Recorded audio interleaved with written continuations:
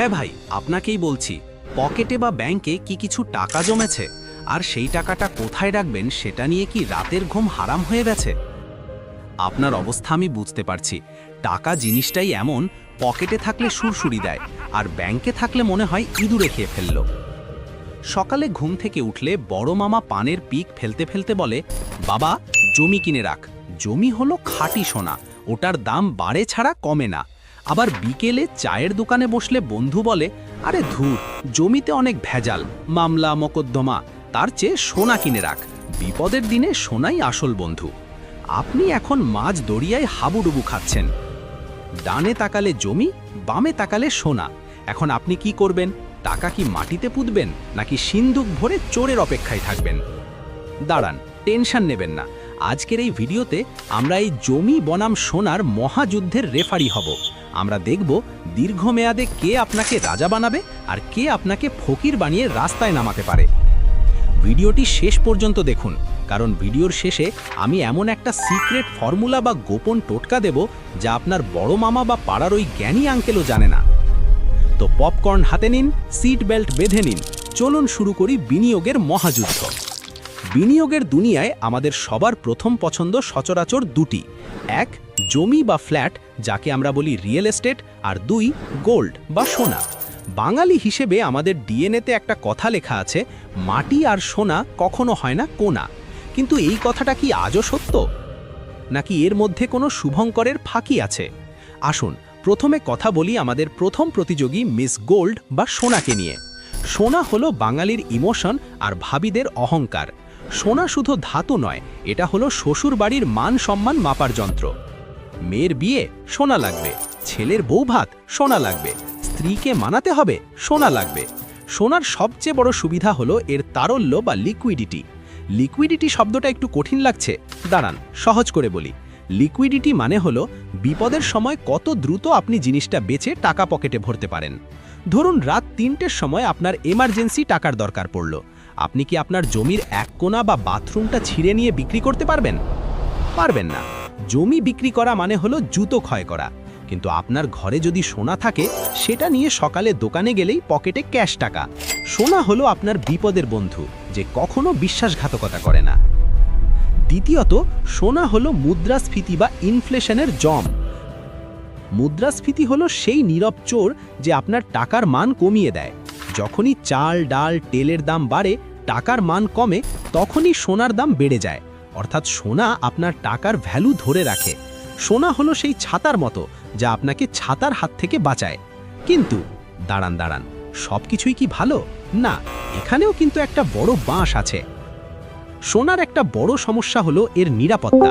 ঘরে সোনা রাখা আর বুকে বোমা বেঁধে ঘুমানো প্রায় একই কথা। চোর ডাকাতের যা উপদ্রব!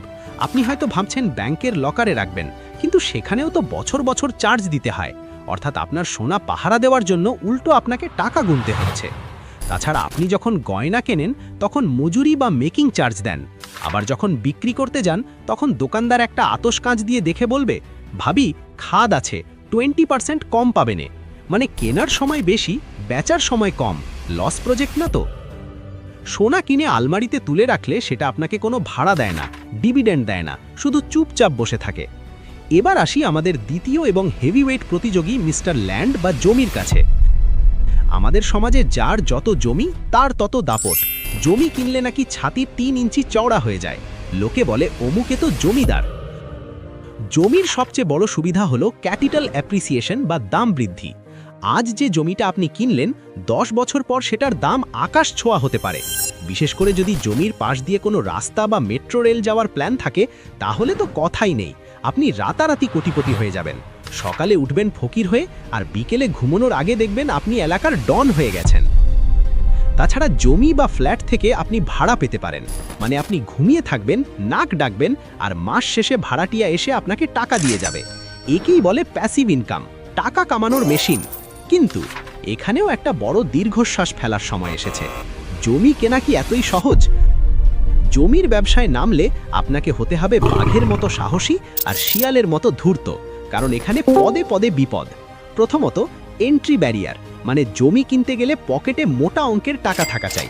1-2 লাখে তার জমি হয় না, ওটা দিয়ে বড়জোর আইফোন কেনা যায়। জমি কিনতে গেলে লাগে বস্তা ভর্তি টাকা। দ্বিতীয়ত ভেজাল। ওরে বাবা, জমি কেনা মানেই হলো এক প্রকার যুদ্ধ করা। আপনি জমি কিনলেন, টাকা দিলেন, পরে দেখলেন ওই একই জমির মালিক আরও 5 জন। শুরু হলো মামলা মোকদ্দমা। উকিল আর আদালতের বারান্দায় ঘুরতে ঘুরতে আপনার মাথার চুল পেকে যাবে, জুতোর তলা ক্ষয় হয়ে যাবে, কিন্তু জমির সুরাহা হবে না। একটা প্রবাদ আছে, জমি কিনলে বাড়ে দেমাক, আর মামলা খেলে ফাটে মস্তাক। তাছাড়া জমি বিক্রি করাও চারটিখানি কথা নয়। আপনি চাইলেই কাল সকালে জমি বিক্রি করতে পারবেন না। কাস্টমার খোঁজো, দামাদামি করো, রেজিস্ট্রি করো, দালালের কমিশন দাও, এক মহাযজ্ঞ। একে বলে অ্যাসেট রিচ ক্যাশ পুয়ার, মানে আপনার কোটি টাকার সম্পত্তি আছে কিন্তু পকেটে চা খাবার টাকা নেই, কারণ জমিটা বেচতে পারছেন না। আচ্ছা, একটা বিরতি নিই, আপনাদের একটা প্রশ্ন করি, খুব ভেবেচিন্তে উত্তর দেবেন। ধরুন আপনার হাতে এই মুহূর্তে 50 লাখ টাকা আছে, আপনি কি করবেন? ক, শহরের পাশে এক টুকরো জমি কিনবেন, নাকি পুরোটাই দিয়ে সোনার বার বা কয়েন কিনে সিন্ধুকে রাখবেন? কমেন্টে ঝটপক লিখে ফেলুন তো, আমি জমি টিম নাকি সোনা টিম। দেখি আমাদের দর্শকদের মধ্যে জমিদার বেশি নাকি স্বর্ণকার বেশি। লজ্জা পাবেন না, কমেন্ট করুন। এবার আসুন একটু অঙ্ক কষি, কারণ আবেগ দিয়ে সংসার চলে, প্রেম চলে, কিন্তু বিনিয়োগ চলে না। বিনিয়োগের আসল শত্রু কে জানেন? তার নাম হলো মুদ্রাস্ফীতি বা ইনফ্লেশন। সহজ করে বলি, 10 বছর আগে আপনি 1000 টাকা দিয়ে বাজারে গেলে 2 হাতে বাজার নিয়ে ফিরতেন, আর এখন 1000 টাকা নিয়ে গেলে পলিথিনের কোনায় সামান্য কিছু নিয়ে ফিরতে হয়। টাকার মান কমে গেছে। এখন আপনি যদি 10 বছর আগে 1 লাখ টাকা দিয়ে সোনা কিনে রাখতেন, আজকের বাজারে সেটার দাম অনেক গুণ বেড়ে যেত। মানে সোনা মুদ্রাস্ফীতিকে হারিয়ে দিয়েছে। অন্যদিকে জমি, ঐতিহাসিকভাবে দেখা গেছে খুব দীর্ঘ সময়ে জমি বা রিয়েল এস্টেট সোনাকে হারিয়ে দেয়। জমির দাম বাড়ে লাফিয়ে লাফিয়ে, আর সোনার দাম বাড়ে হেঁটে হেঁটে। কিন্তু জমি আপনাকে লিকুইডিটি দেয় না। বিপদের সময় জমি আপনাকে বাঁচাতে পারে না, যতক্ষণ না সেটা বিক্রি হচ্ছে। আরেকটা জিনিস আমরা ভুলে যাই, সেটা হলো মেইনটেনেন্স কস্ট বা রক্ষণাবেক্ষণ খরচ। সোনা কিনে আলমারিতে ফেলে রাখলে সেটা পচে যায় না, তাকে খাওয়াতে হয় না, রং করতে হয় না। সোনা হলো সেই লক্ষ্মী বউয়ের মতো, যে কোনো ঝামেলা করে না। কিন্তু জমি বা ফ্ল্যাট, ওরে বাবা! ফ্ল্যাট কিনলে service charge, city corporation tax, পানির বিল, বিদ্যুৎ বিল, রং করা, পলেস্তারা ঠিক করা, খরচের শেষ নেই। আর যদি খালি জমি ফেলে রাখেন, তাহলে তো কথাই নেই। আপনাকে পাহারাদার রাখতে হবে, বাউন্ডারি ওয়াল দিতে হবে, মাঝে মধ্যে গিয়ে হাজিরা দিতে হবে যাতে কেউ দখল না করে নেয়। খাজনার চেয়ে বাজনা বেশি হতে পারে যদি আপনি সতর্ক না হন। তবে যুগের সাথে সাথে সোনা কেনার ধরনও পাল্টাচ্ছে। আমরা এখনও গয়না কিনতেই ভালোবাসি, কিন্তু স্মার্ট ইনভেস্টররা এখন কাগজের সোনা বা গোল্ড বন্ড কেনে। সেখানে চুরির ভয় নেই, মেকিং চার্জ নেই, আবার খাঁটি দামও পাওয়া যায়। আপনি কি জানেন, ডিজিটাল গোল্ড বা গোল্ড বন্ডে ইনভেস্ট করলে আপনি সুদও পেতে পারেন? হ্যাঁ, সোনা আপনাকে ভাড়া দিচ্ছে এমনটাই ভাবুন। আর জমির ক্ষেত্রেও এখন অনেকে রিয়েল এস্টেট কোম্পানির শেয়ার কেনে, যাতে পুরো জমি কেনার টাকা না থাকলেও লাভের ভাগ পাওয়া যায়। এবার আসি সেই আসল কথায়। ভিডিওর শুরুতে বলেছিলাম না, একটা সিক্রেট ফর্মুলা দেব। ফর্মুলাটা হলো ডিম আর ঝুড়ির তত্ত্ব। কখনো সব ডিম এক ঝুড়িতে রাখবেন না। যদি ঝুড়িটা পড়ে যায়, সব ডিম শেষ। আপনি যদি আপনার জীবনের সব জমানো টাকা দিয়ে শুধু জমি কেনেন, আর কাল যদি আপনার হার্ট অ্যাটাক হয়, চিকিৎসার জন্য জমি বেচতে বেচতে রোগী হয়তো পটল তুলবে। ডাক্তার বলবে, স্যার অপারেশন করতে হবে, আর আপনি বলবেন, স্যার আমার তো জমি আছে কিন্তু ক্রেতা পাচ্ছি না। কেমন লাগবে তখন? আবার সব টাকা দিয়ে সোনা কিনলে চোর যদি একবার ঘরে ঢোকে, তাহলে আপনি ফতুর। বউয়ের গয়না চুরি হলে বউ যে ঝাড়িটা দেবে, সেটা হার্ট অ্যাটাকের চেয়েও ভয়ঙ্কর হতে পারে। তাহলে সেরা বিনিয়োগ কোনটি? উত্তর হলো আপনার বয়স এবং প্রোফাইল অনুযায়ী ব্যালেন্স করা।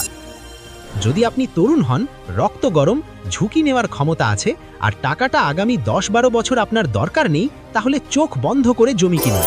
কারণ দীর্ঘমেয়াদে জমি যে রিটার্ন দেবে, সেটা সোনা দিতে পারবে না।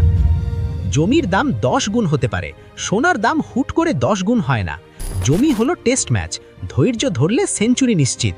আর যদি আপনি একটু বয়স্ক হন, বা আপনার হাতে টাকা কম থাকে, অথবা আগামী 2-3 বছরের মধ্যে মেয়ের বিয়ে বা ছেলের পড়াশোনার জন্য টাকা লাগতে পারে, তাহলে সোনা আপনার জন্য বেস্ট।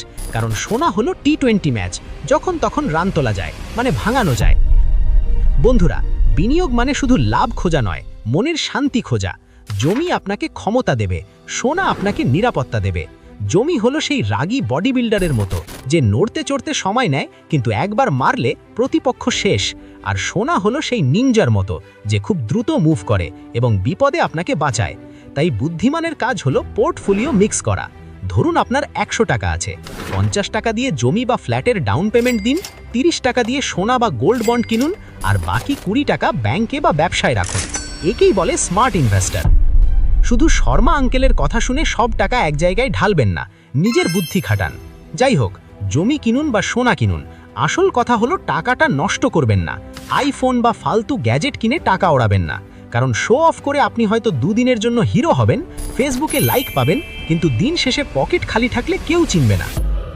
পকেট ভারী তো দুনিয়া আপনার, পকেট খালি তো নিজের ছায়াও আপনার সাথে থাকবে না। এই ভিডিওটি যদি আপনার মাথার জট একটুও খুলতে সাহায্য করে থাকে, তাহলে একটা লাইক দিন।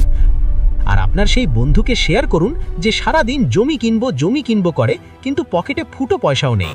আর হ্যাঁ, সাবস্ক্রাইব করতে ভুলবেন না, কারণ আমরা এখানে শুধু জ্ঞান দিই না, সাথে বিনোদনও ফ্রি দিই।